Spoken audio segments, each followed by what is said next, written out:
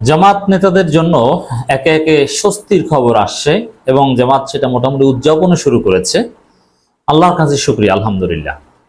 জামাত ইসলামী নেতাদের কথা যদি বলি, স্পেশালি আজকে আমি কথা বলবো জামাত ইসলামের সেক্রেটারি জেনারেল অধ্যাপক মিয়া গোলাম পরোয়ারকে নিয়ে। এই লোকটা সেক্রেটারি জেনারেল হওয়ার পর থেকে অধিকাংশ সময় কারাগারে থেকেছে। এর জীবনটাই কারাগারময়। ইয়াং গোলাম পরোয়ার, দাড়ি কাঁচা, কালো দাড়ি, খুব শক্তিশালী। সেই গোলাম পরোয়ার কারাগারে গেলেন, আসার পর দেখে বৃদ্ধ হয়ে গিয়েছেন। সেই কাঁচা দাড়ি এখন আর নেই।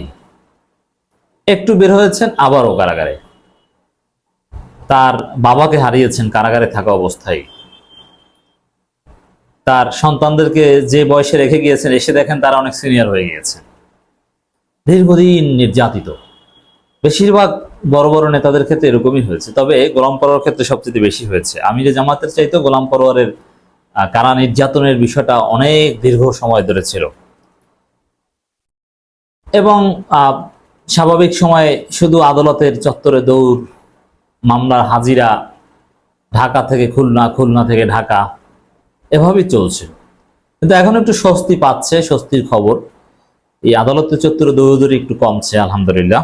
একটা খবর, ডুমুরিয়ায় নাশকতার 2 মামলায় সেক্রেটারি জেনারেল অধ্যাপক মিয়া গোলাম পরোয়ার সহ 49 জনকে খালাস। এভাবেই সমস্ত মিথ্যা মামলা থেকে জামাত ইসলামীর নেতারা খালাস পাবে খুব দ্রুত সময়ের মধ্যে, এবং সেই খবর আসছে।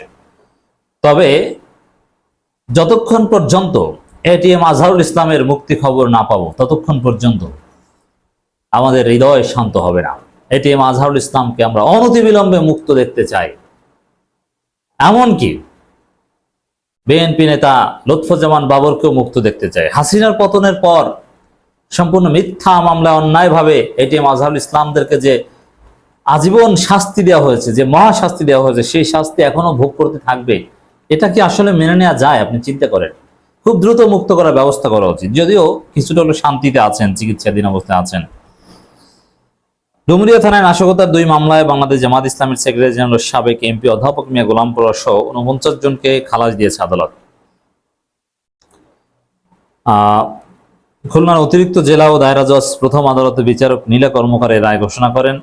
বাংলাদেশ জামাত ইসলামের সেক্রেটারি জেনারেল সাবেক এমপি অধ্যাপক মিয়া গোলাম পরোয়ার বলেন, আলহামদুলিল্লাহ, আমি ন্যায় বিচার পেয়েছি, আমি সন্তুষ্ট। মিথ্যা মামলা, অন্যায়ভাবে দীর্ঘ 14 বছর, সেই 2010 সালের মামলা, আজ 24 সাল, 14 বছর পর এই মামলায় আমাকে হাজিরা দিতে হলো। এটা হলো আওয়ামী ফ্যাসিবাদের দোষীদের অপকর্মের একটা ছোট প্রমাণ। আমি আরো একটি মামলায় হাজিরা দিতে আসব। আশা করি ওই মিথ্যা মামলা থেকে আমি অব্যাহতি পাবো। একে একে সব মামলা থেকে অব্যাহতি পাবে। জামাত শিবিরের কোনো নেতাকর্মীদের বিরুদ্ধে কোনো মামলা থাকবে না, কারণ তারা কেউ অন্যায় করেনি। সব আওয়ামী লীগের ষড়যন্ত্র। তারা নির্দোষ, নিরপরাধ, দুধের দোহাই কথা বলবো না, কিন্তু যে মামলাগুলো হচ্ছে ওগুলো সব মিথ্যা মামলা। একটা মামলার কোনো গ্রাউন্ড নাই। জামাতের কেউ কেউ টাকা পয়সা মারতে পারে, কিন্তু সেই সঠিক মামলা তো হয়নি। মামলা যা হয়েছে সব নাশকতার মামলা, মিথ্যা মামলা, গায়েবী মামলা, আজগুবি মামলা। অতএব এই মামলার পার্সপেক্টিভে জামাতের সব নেতাকর্মীরা সম্পূর্ণ নির্দোষ।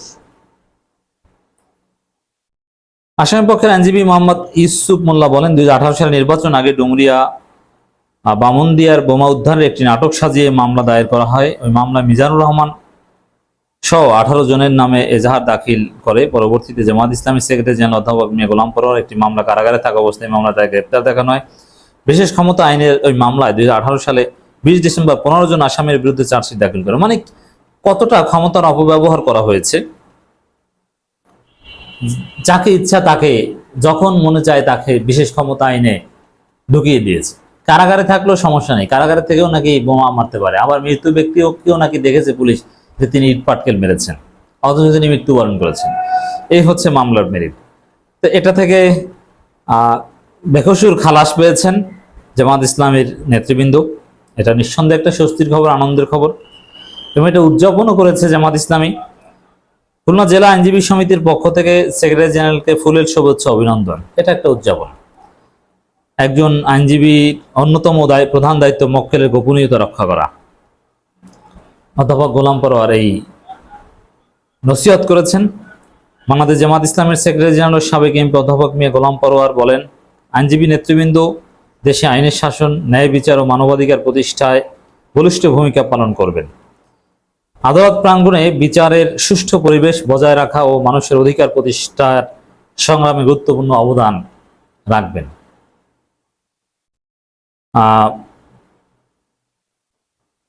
তাকে ফুলেল শুভেচ্ছা দেওয়া হয় অধ্যাপক মে গোলাম পরোয়ারকে। তারপরে এই নসিহত করেন, নবঘোষিত কমিটিকে আন্তরিক শুভেচ্ছা জানান। মানে একসাথে দুইটা বলা যায়, যে তিনি মুক্তি পেয়েছেন সেটারও একটা সেলিব্রেশন, আবার নতুন নবঘোষিত কমিটিকে নিয়েও একটা সেলিব্রেশন। যাই হোক, জামাত নেতারা একে একে এভাবে স্বস্তির খবর পাক, নতুন নতুন কমিটি হোক, নতুনভাবে জামাতের লোকজন বিভিন্ন জায়গায় দায়িত্বে আসুক এবং সেটা উদযাপন হোক। একটু সুদিন উদযাপন করুন।